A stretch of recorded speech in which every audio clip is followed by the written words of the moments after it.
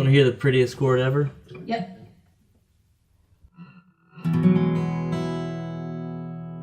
Which one is that? I don't know what it's called. Some form of E. And then this one.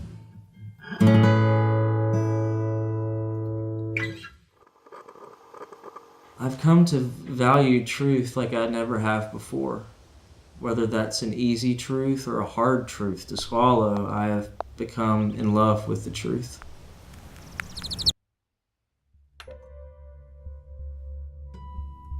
It was hunting season. Woke up in the morning, 4:30, 5 o'clock. The woods are still, no birds chirping, the trees aren't really swaying, it's just silence. And silence can be a very painful place. I was already in a very anxious spot in my life. Thought everything was going to be okay. It was just another hard morning.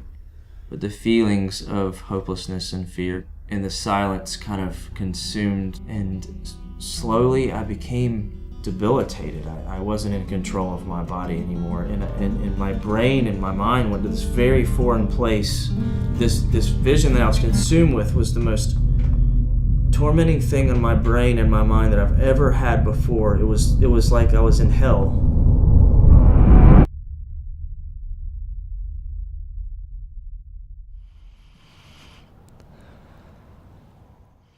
I thought I knew what to do in this situation, but this was a whole nother level of panic, and I slowly began to pass out.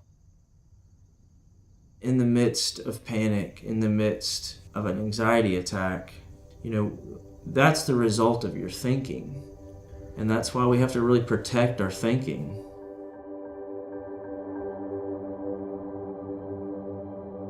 When our amygdala gets turned on and starts firing stress hormone to help us cope, those hormones flood our frontal lobe, and our frontal lobe is responsible for being rational, but it gets turned off because it gets flooded with stress hormone. And so your brain is in like a stress bath, basically. If your amygdala gets turned on too often, it means that your body is perceiving threat even when it's not there, and that's what an anxiety disorder is. Anxiety disorders are the most common mental health problem in the US right now. About 20% this year will suffer from an anxiety disorder. And then the anxiety disorders have the earliest age of onset of any mental health problem. A typical age of onset is 10, 11, 12 years old, whereas something like depression, the average age of onset is actually more in your 30s. So anxiety really tends to strike at a young age.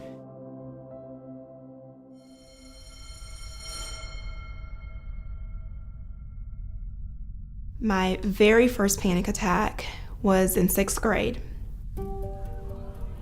I still remember it to this day. I was in the cafeteria and I had my peanut butter and jelly sandwich, and the anxiety hit me.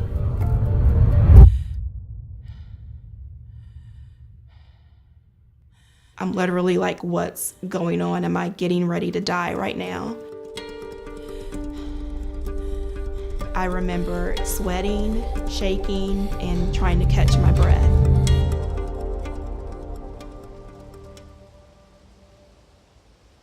And I guess because I hadn't really been taught about mental health in any kind of a way at that point, I really didn't even know how to verbalize to anyone what was going on. I just knew that I feel really bad right now.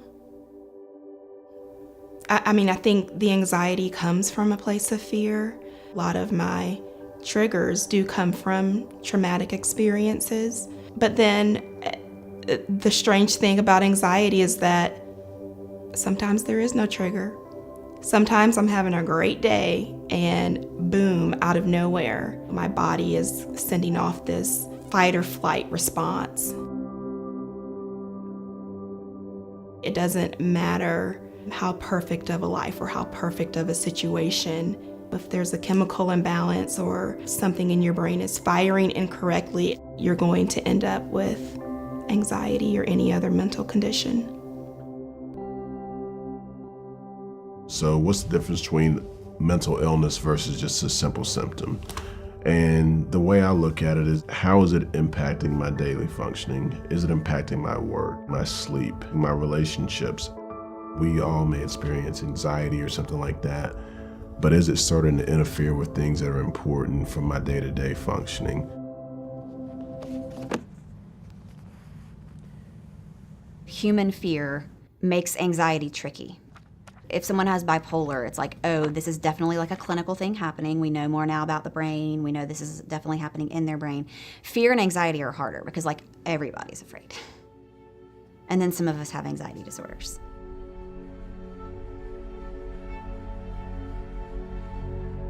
I would experience the heart race and the sweating, the heart palpitations because of an illusion of fear, because of creating these scenarios in my mind of people not accepting me and liking me. And I actually had just a period of yelling at God, like with all of my heart and soul. I really do not want to speak those words out of my mouth. Seth, you have a problem with anxiety.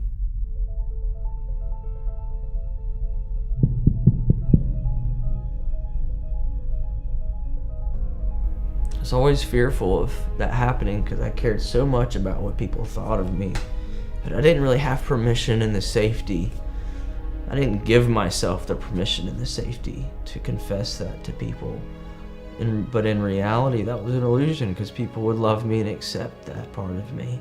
Everyone has something that's eating at them. Everyone has something that they're trying to overcome and conquer. I just realized one day I've been bullied a lot of my life by fear and anxiety.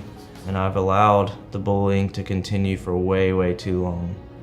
And so it got to the point where I was like, man, yeah, I'm telling people, like, you know, like confessing, like, I'm letting people in. This thing's gonna get exposed. You know, this thing's gonna get hit by a light that it's never seen before.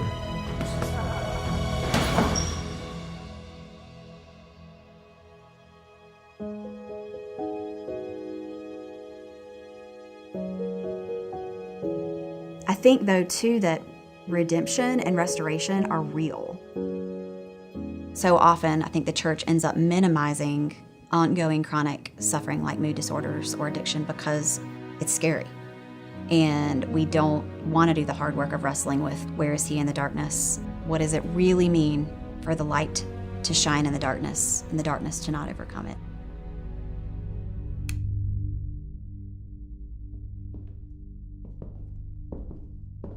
Society pushes the idea of independence as the goal. It's this dichotomous kind of binary of either you're independent or you're dependent or codependent. And so it's like, well, I guess if I'm given the two of those options, then yeah, I want to be independent, right? However, I challenge my clients to reject that idea, and I actually start out telling them in the first session that independence is BS. You know, these myths of being self-reliant, self-made.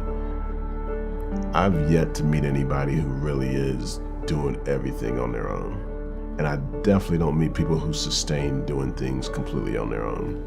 And so instead of trying to figure out how do I do things on my own, what I want to figure out is how do I have the right people around me to support me being the best version of myself possible. I'm going to still do the work, but I'm also going to incorporate support to make that sustainable.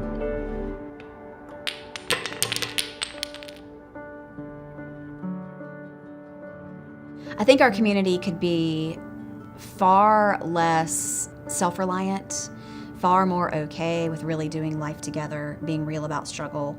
When shame or struggle is shared, its power diminishes.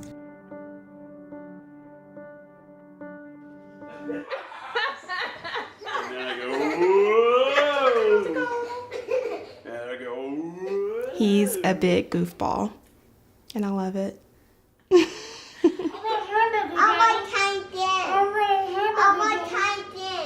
You want to try again? When I first told Terrence, it felt like I was breaking the news to him that I'm a broken person, basically. Do you want to do a dance with Mommy? Yeah. I thought maybe he would leave. Not immediately, but I thought that maybe he would start planning his exit from the relationship, but he did the exact opposite and just opened his arms and said, "Come here, what do you need from me?" And that was the biggest thing. So even with that confidence of knowing, okay, I just told my boyfriend and he was totally cool with this, I still wouldn't have told another soul. I was just afraid that people were going to look at me and think either, number one, that I'm lying because, well, look at you, you look fine. Or number two, well, we don't really want anything to do with you now because I don't want to have to deal with all of that mental health stuff that you're dealing with. I really believe that just as humans, we're not meant to go about any of this by ourselves. And that it really is BS to think that we all have to work in our own little silos and go through the hard times alone. Through making sure that you have a strong support system around you, the light at the end of the tunnel is so beautiful and freeing. So for me, recovery isn't knowing that, oh, thank goodness, I'm never going to have a panic attack again. It's knowing I very well may have one in 15 minutes, but I'm prepared. Quinn, come on. You're so big. So for the person in the audience who may be thinking to themselves, do I have a mental illness? I've been there. You know, I've had that moment of kind of looking in the mirror and saying, how did I get to this place? Understand that there's a way out. Where I am is where I am right now. It doesn't mean it's where I'm gonna be down the road. There's hope, there's opportunity. Don't be afraid to get help. Anxiety is such a common problem, and yet it's also a very treatable problem. The great thing about the internet is you can easily do a search for anxiety treatment providers. That would be a great next step if you're trying to conquer anxiety. Sometimes for those of us who are in the space of helping, and by that I mean not professionally, just regular folks, I think it's important to realize that if somebody is vulnerable or somebody is struggling, you don't have to have the answers. You don't have to fix anything.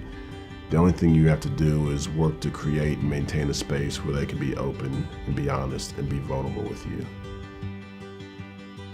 This is my kind-hearted and beautiful wife, Kate. What does that look? Sorry, I'm not your wife yet. Oh, yeah.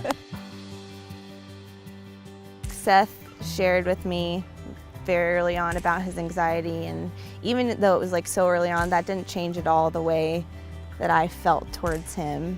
I appreciated him being real and vulnerable with me. I can only understand, and I think like people in relationship with people with anxiety can only understand to a certain extent when you don't struggle with that yourself. But like for me, what I've found to be helpful is just being present with you, you know, and listening and trying to understand and praying with you. And it's been challenging, but it hasn't ever Scared you off. scared me off or changed how much I care for Seth. Bless the Lord.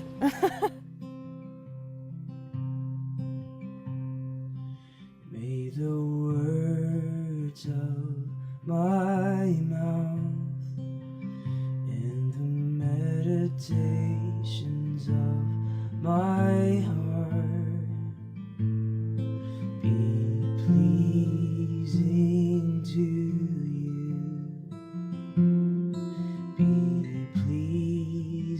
What really triggered me being vulnerable is the scripture about the truth setting you free.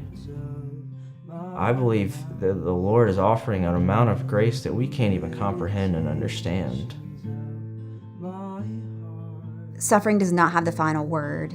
It is not the biggest thing, although it is very, very real, and it is daily for many of us. We have a Savior who doesn't remain far from it, not when he was on earth and not now. I didn't expect life to be like this in a good way.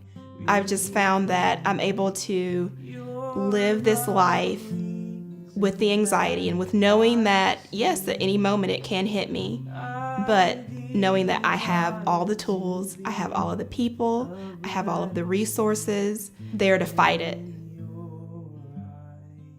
So my hope is that as we hear different people's stories, that we listen for the shared humanity, for the shared vulnerability, as well as the shared opportunity that we have to create a more whole and humane and healthy society.